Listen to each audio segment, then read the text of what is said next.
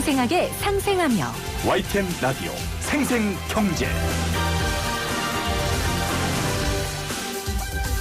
안녕하세요. YTN 라디오 생생경제 김혜민입니다. 오늘 중앙일보에서 베스트셀러 디커플링의 저자 탈레스 테이셰이라를 인터뷰했는데요. 그는 코로나19로 인해 한국은 열린민주주의 국가로 뚜렷하게 인식됐고 투명하고 안전하며 건강한 곳이라는 이미지를 갖게 됐다고 분석했습니다.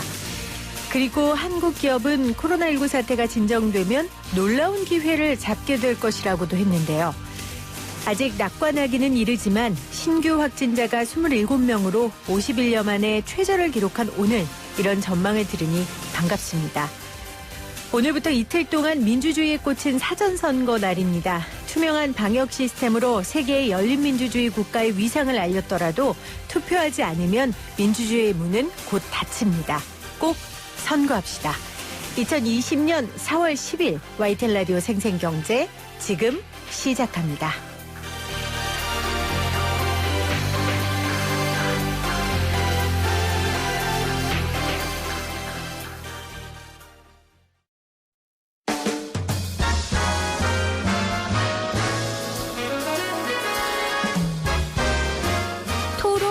아니고 수다.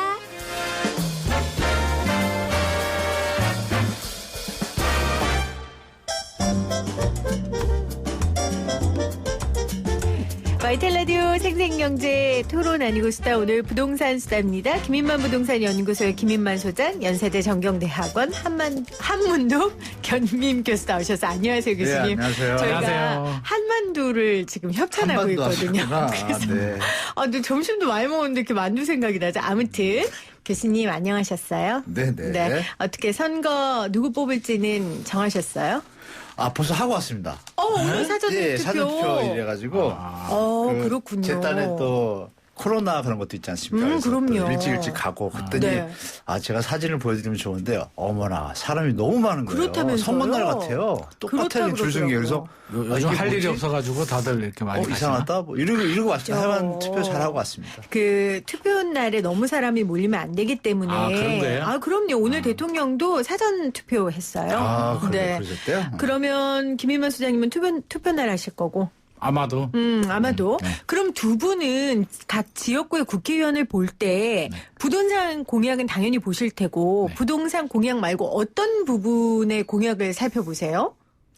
저는 솔직히 공약을 세세하게 보지는 않을 거예요. 왜냐하면 그 공약의 내용들이 빌공짜가 많잖아요. 역대를 보면. 그래서 네. 그냥 정부 정당? 그쪽에서 추진하는 형태를 좀 반영을 많이 했죠, 사실. 정당을 보고 뽑았다. 네, 왜냐하면 대한민국이 벌써 90% 도시화율인데 거의 다 개발됐고 도로 더 넣는 거하고 집 좀 깨끗이 짓는 거 두 개가 제일 크잖아요, 부동산은. 그거는 하지 말래도 주민들도 알아서 하고 있고 다 하는 것을 국회의원들이 조금 더 힘을 쏟아주시는 네. 건데 돼야 되는 거잖아요, 부동산이. 그러니까 그런 쪽보다는 이제 다른 전체적인 걸 보고 뽑았죠, 저는 그래서. 네. 김인만 소장님은요. 부동산 공약 말고 어떤 부분 보세요? 일단 그 집에 온 유인부를 봤는데 양이 너무 많아가지고 누가 돈을 얼마나 많이 주나 먼저 봤고요. 네. 사실 누가 뽑아야 될지는 좀 고민을 해봐야 되는데 아마 대부분 분들이 마음속에는 다 정했을 것 같고요. 저는 개인적으로 이제 얼마나 실현 가능성 있는 공약을 좀 했느냐. 실현 가능성 여부. 좀 우리 지역에 도움될 만한 좀 그런 말을 하는 분들이 있나 봤는데 솔직히 1번, 2번이 둘 다 비슷해가지고 공약도 좀 비슷하더라고요. 비슷하죠. 그래서 좀 고민입니다. 네. 자, 여러분들은 결정하셨습니까? 아마 이미 결정하신 분과 지금 고민하고 계신 분, 그리고 니도 저도 싫다. 선거를 안 해야겠다라고 생각하신 분까지 계실 것 같은데 오늘 저희 방송에서는 부동산 공약을 좀 점검해 보려고 합니다. 현장에 계신 분들이기 때문에 이 부동산 공약에 대해서 아주 현실적으로 신랄하게 판단을 해 주실 수 있을 것 같아요. 여러분들 잘 듣고 부동산 관련 공약에는 어떤 차이가 있는지 당별로, 그리고 우리 지역의 후보들은 그럼 이걸 바탕으로 해서 어떤 공약을 가지고 있는지 살펴보시면 되겠습니다. 자, 먼저 더불어민주당의 부동산 정책 기조는 어떻습니까? 김인만 소장님? 김만 소장님 하셨어요. 그래요? 한문도 교수님? 저요? 네. 더불어민주당 공약은 특별한 게 없습니다. 솔직히 특별한 게 보면은. 없다. 네. 왜냐하면 제 딸이 그래도 20대를 넘어서서 오늘 재택근무 때문에 이제 투표를 같이 하러 왔어요. 네. 가서 제가 이제 이걸 한번 물어봤습니다. 딸한테. 이 공약이 나왔는데 어떻게 보더니 거의 무감각 상태예요. 거의 제목이 청년 신혼부부잖아요. 그러니까 제 딸이 한 26살 됐는데요, 올해. 네. 그 제가 다 해당되지 않냐 했더니 신혼은 나랑 상관없지요, 아빠 이러고. 왜 그러니까 자기는 지금 결혼에 대해서 좀 집 문제가 해결되고 가겠다. 근데 저한테 또 압박을 주는 거예요. 그래서 저도 순간적으로 아주 잘못 물어봤는데 하여간 그게 아빠한테 압박을 주는 거군요. 집을 사줘야 되는 뭐 이런 분위기가 이상하게 연출되니까 좀 따님, 압박이 집 됐고 문제 본인이 해결하세요. 그러니까 주택수가 네. 10만 호잖아요. 네. 10만 호에 대해서 감각을 못 느끼는 거예요. 그럴 수 있죠. 네, 100만 호면 모르겠다 이렇게 얘기를 해요. 그래서 10만 원도 굉장히 근데 큰 이제 더불어민주당 입장을 봐줘야 될 거는 뭐냐면 그동안 정책으로 많이 내놨잖아요. 주거복지로도 보면 2년 동안. 거기에 이미 다 있어요. 몇십만 호, 막 100만 호가. 그러니까 또 추가할 게 뭐가 없어요. 없다 보니까 그냥 10만 호를 더 짓겠다고 하고 전월세 대출 지원을 좀 확대하겠다. 이렇게 이제 신용만 낸 것 같아요. 그래서 제가 볼 땐 더불어민주당은 그렇게 특별하게 기조를 갖다가 좀 약간 업한 거지 특별한 뭐 변화된 건 전혀 네. 없습니다. 특별한 건 없다. 더불어민주당은. 하나는 있죠. 세입자 4년 거주를 좀 예. 추진하겠다. 요거는 좀 우리가 좀 봐둬야 될 것 같아요. 세입자 4년 거주. 지금은 2년인데. 2년 의무기간인데 4년으로 4년 이건 좀 크죠. 사실 된다라면. 그러면 네. 만약에 집권여당이 되면 말을 해놨기 때문에 추진할 가능성이 좀 있죠. 네. 자, 자세한 정책들은 뒤에서 살펴보고 일단 더불어민주당의 부동산 정책 기조는 좀 2030의 표를 노린 것 같다. 네. 별다른 변화는 없었지만 예, 예. 그렇게 이야기를 해주셨습니다. 자, 그러면 우리 김인만 소장님 미래통합당 이야기를 좀 해주세요. 미래통합당의 부동산 정책 기조는 어떤 겁니까? 일단 이제 야당 입장이니까 정부의 비판적인 입장이고요. 자유시장 기조가 굉장히 강합니다. 그래서 네. 아마 부동산 측면에서 보면 미통당 공약이 좋게 말하면 굉장히 임팩트가 있고 나쁘게 말하면 굉장히 좀 공격적이다 이렇게 볼 수가 있는데요. 종부세 지금 민감하잖아요. 네. 종부세를 이제 고가 아파트 기준 가격을 12억으로 뭐 올리겠다 뭐 이런 말들을 하고 있고요. 재건축 재개발 규제 완화하겠다 뭐 대출 규제도 완화해주겠다 이런 위험한 발언들도 좀 하고 있는데 이게 왜 임팩트가 있냐면 제가 오전에 공교롭게도 이제 아는 후배한테 전화를 받았어요. 네. 그래서 그런 친구가 아닌데 오늘 이제 저한테 부동산 상담을 하는 거예요. 하면서 다주택자더라고요. 그 사이에 한 3, 4년 만에 다주택자가 네. 돼서 집을 4채를 가지고 있더라고요. 그러면서 이 친구가 분명히 예전에는 지금 집권 여당이죠. 을 지지한 분이었는데 자기가 이제 입장이 다주택자가 되고 나니 세금을 보니까 내니까. 돈이 걸리니까 달라지는 거예요. 그래서 야 너가 그렇지 않냐라고 하니까 이번에는 좀 다를 것 같다. 고민해봐야겠다. 세금 부담이 너무 크다 이런 얘기를 하더라고요. 그래서 네.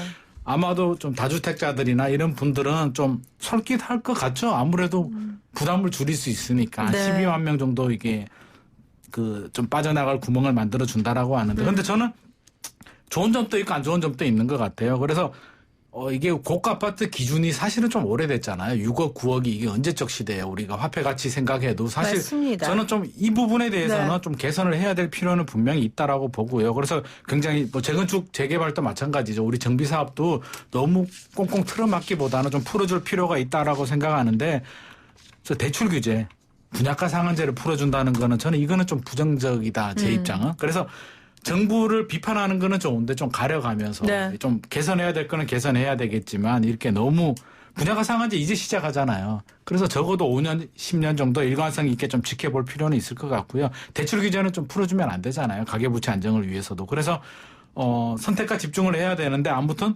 세금 부담, 종합부동산세를 건드린 거에 대해서는 좀 다주택자들은 좀 이게 민감하게 반응을 하고 있는 것 같습니다. 네. 자, 여당은 집 문제 해결에 포커스를 맞췄다면 야당은 종부세 심판이라는 그런 담론을 좀 꺼낸 것 같아요. 그런데 당연히 여당은 지금 문재인 대통령이 집권 이제 중반 후반 들어가기 때문에 기존의 연속성을 정책의 연속성을 위해서 특별한 정책이 있을 것 같지는 않고요. 야당 입장에서는 이제 정권 심판론을 내세우고 있기 때문에 당연히 좀 파격적이고 좀 하고 관심을 가질 만한 그런 정책들을 내놓는 것 같습니다. 정책별로 자세히 살펴보겠습니다. 여러분들도 이 방송 들으시면서 이런 부동산 정책은 좀 있었으면 좋겠다. 혹은 우리 지역구엔 이런 부동산 정책 내놨는데 정말 황당하다. 이런 거 있으시면 어떤 의견이든 좋습니다. 샵 0945 우물정 0945로 함께해 주시고요. 유튜브 들어오셔서 YTN 라디오 치시면 또 보이는 라디오로도 함께하실 수 있습니다. 종부세 이야기 조금 더 해볼게요. 그러니까 고가주택 기준을 조정하겠다는 건데 사실은 서울 아파트 중위 가격이 사상 처음으로 9억 원을 돌파했잖아요.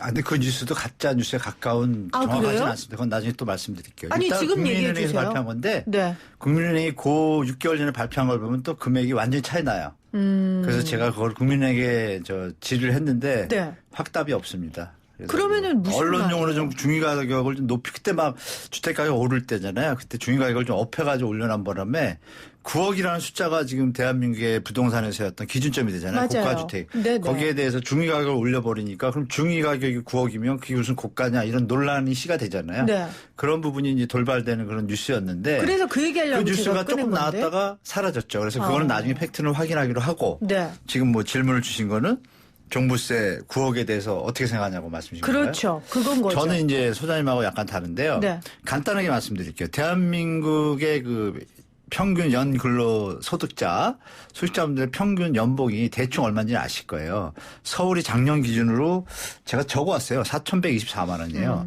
깜짝 놀라시겠지만 역으로 또 이런 것도 말씀드릴게요. 대한민국의 억대 연봉자가 전국에 80만 명입니다. 1.5% 돼요. 인구 비하면. 서울시를 보면 이제 평균 소득이 4,120이라고 그랬으니까 넉넉히 그냥 5천 잡아드릴게요. 제가. 5천. 5천을 30살에 군대 갔다 오고 대학교 나오면 28 정도 돼요. 그죠? 6, 7, 8. 1, 2년 준비하다가 취업을 했다가 가정을 하면 30살부터 제대로 돈을 모으겠죠? 네. 처음에. 그래서. 잘 되면. 네. 20년 근무하면 얼마예요? 4,100으로. 8억이에요. 먹고 쓰고 살면 얼마 남아요? 그렇죠. 4억 남아요. 그럼 거기다 좀 연봉이 좀 높은 사람. 한 50% 더 올라가자. 중산층의 기준이 위에서 150%니까 6천 잡을게요. 6천 잡으면 20년이면 10억이에요. 6억 수가 얼마 남아요? 6억 남죠. 현재 가치로. 그럼 6억이 정상적인 중산 가격이에요. 이런 계산은 명료하게 있음에도 불구하고 지금 소장님처럼 똑같이 이거 6억이었는데 이거 올린 지 오래됐다. 이거는 이명박 때 조정을 한 거예요. 그래서 거기에 좀 저는 반대 의견을 저기하고 이게 연봉이 1억이라도 비슷해요. 1억이면은 20년이면 20억이에요. 반 정도 모으기 힘들거든요. 사실 쓰고. 네. 물론 자산을 굴리는 걸 제가 계산을 안 했지만 10억이면 연봉이 10억이면 좋은 집이라 그래도 좋은 집이죠. 1억을 받으니. 그럼 그 기준에서 봐야지 서울에 있는 집값이 대한민국에서 제일 비싸잖아요. 그럼요. 그것만 가지고 뭐 서울 중위 가격을 가지고 전국 중위 가격처럼 하면 안 되겠죠. 그럼 차라리 전 국토가 다 독립국가로 해가지고 따로 살든지. 말이 안 되는 거를 갖다 뉴스를 한 팩트를 넣어가지고 그래서 종부세 이거에 해당되는 분들이 고가주택에 해당되는 분들이 사람 숫자가 얼마냐. 올해 이제 종부세 내실 분들이에요. 그 숫자가 데이터로 나왔어요. 59만 4천 명이에요. 네. 전 인구의 1%예요. 그러니까 결론은 그러니까 전 교수님은 인구의 3, 4%가 돈을 내는데 무슨 그게 고가주택이 당연한 거지. 이거를 금액 기준으로 서울에 한정해가지고 이상하게 좀 표현이 좀 묘해가지고 이렇게 내려가면 안 된다. 네. 이거죠. 그러면은 지금 3억, 4억짜리 집이 전국에 70% 이상인데 상대적 박탈감도 크고 이거는 전문가분들이나 이런 전문기관에서 정확하게 데이터를 내고 좀 했으면 토론 한번 했으면 좋겠어요. 개인적으로. 자, 그러니까 결론은 교수님은 이 종부세 관련된 거 내야 된다. 조정 안 그대로 해도 가야 된다. 된대요. 그대로 그대로 가야 가야죠. 된다예요. 네. 자, 수장님 하실 말씀 있으세요? 할 얘기는 있죠. 종부세가 이제 부자들에 대한 과세잖아요. 고가 아파트라고 하는 게 진짜 비싼 집에 대해서 세금을 매기겠다는 게 종합부동산세인데 네. 물론 지역마다 달라요. 그래서 저는 지역별로 차등을 두는 거에 대해서는 적극 찬성인데 서울 기준에서 보자면 지금 공시가격 6억, 1주택자 등 9억이잖아요. 6억이면 아마 시세 한 8억, 9억 정도 되는데 서울에 요즘 뭐 살만한 곳들 25평 아파트가 그 정도 맞아요. 되잖아요. 다 이 정도 그래서 돼요. 노무현 정부 시절에는 사실은 고가 주택이 맞아요. 근데 지금 25평 아파트 하나 사가지고 3년 전에 사서 집값이 좀 올랐어요. 과연 그걸 고가 아파트냐 부자냐고 했을 때 저는 부자 아니라고 보거든요. 물론 지금 젊은 세대들이 돈을 모아서 사기는 힘든 돈은 맞지만 과연 6억, 9억을 과연 고가라고 할 수 있느냐. 지금 우리 사회 기준에 대해서. 그리고 또 중요한 건 그 사람들이 지금 월급 생활자들면 괜찮아요. 네. 근데 은퇴하고 나서 그 주택 하나 있는데 은퇴하고 나서 이 세금을 문다는 게 쉬운 일이 아니라는 얘기를 정말 많이 하거든요. 아, 그거 맞죠. 그건 맞아요. 네. 그래서 그럼 전- 그런 부분들 그럼 어떻게 그래서 해요? 서울 기준에서는 저는 분명히 형평성에 문제가 있다. 형평성이라기보다는 이거 기준을 좀 올려야 된다라고 네. 분명하고. 근데 지방은 또 그렇지 않거든요. 그래서 뭐 조정 대상 지역 뭐 있잖아요. 그래서 조정 대상 지역은 뭐 기준을 좀 이렇게 해준다든지 해서 저는 좀 너무 안 맞는 것 같아요. 이게 노무현 정부 시절에도 이게 뭐 9억이고 이랬는데 벌써 15년이 지났잖아요. 자, 노무현 정부 때보다 소득이 안 늘었잖아요.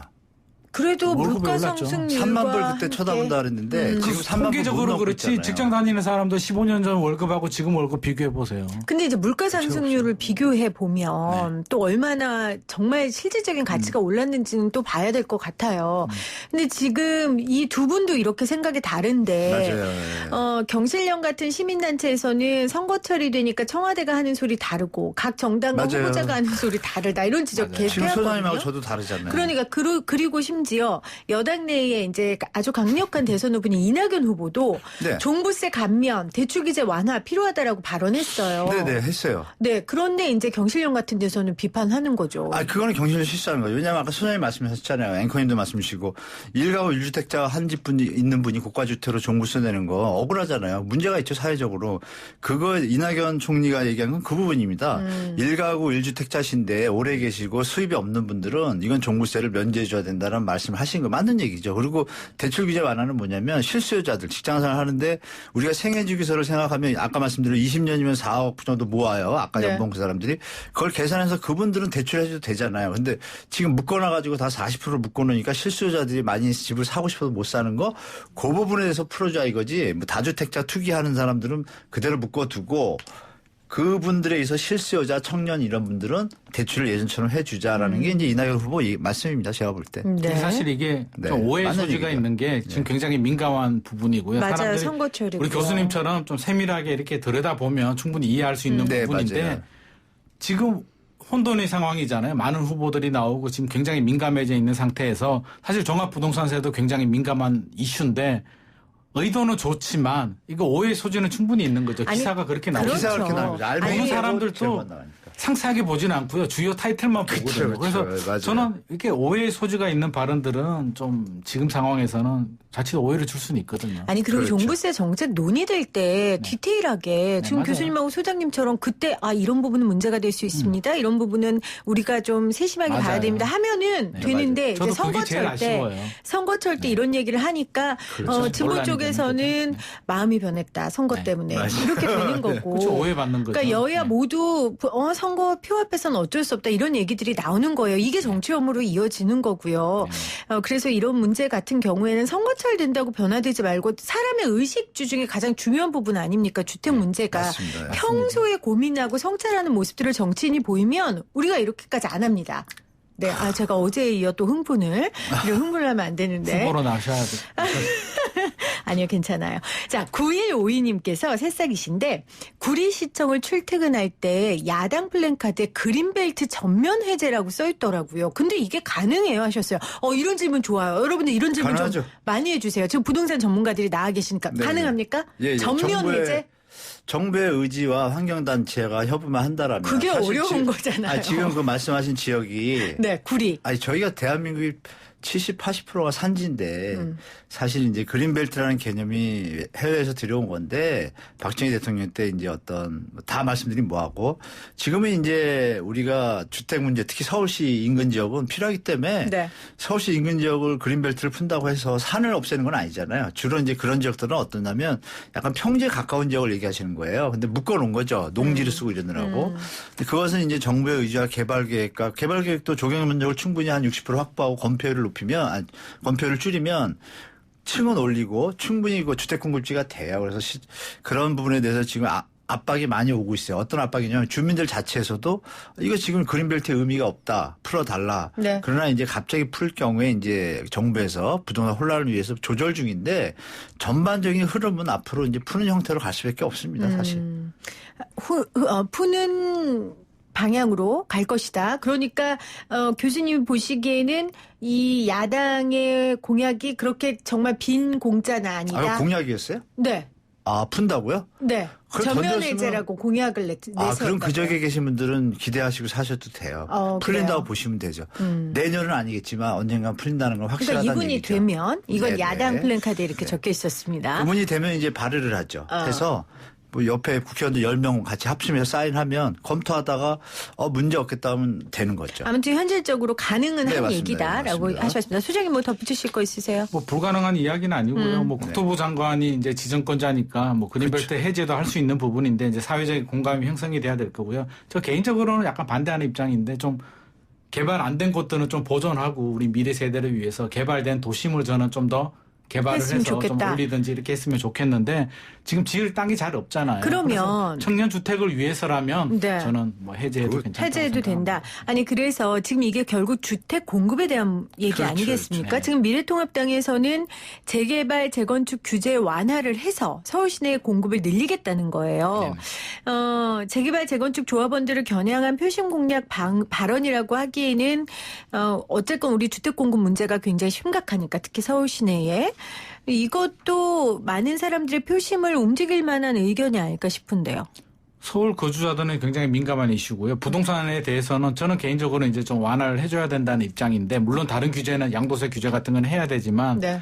우리 계속 신도시 개발만 하고 있잖아요. 외곽에 가장 손쉬운 방법. 뭐 그린벨트나 농지를 풀어서 그냥 아파트 단지를 짓는 방법인데 사실 서울 수요자들이 원하는 거는 서울의 새 아파트거든요. 한 20평대 아파트인데 그런 아파트들이 부족하다 보니까 재건축 재개발을 풀어줘야 되는데 지금 방식으로 조금 풀어줘 가지고는 사실 간의 기별도 안 가잖아요. 네. 그래서 저는 풀어주려면 대폭적으로 용적률도 대폭 상향해서 많이 풀어주고 대신에 좀 환수를 해야겠죠. 공적 주택도 많이 짓게 하고 거기서 환수한 돈으로 뭐 신도시에 청년 주택들 좀 무상으로 많이 공급하게 뭐 네. 그렇게 융통성 있는 정책이 좀 필요할 것 같습니다. 네.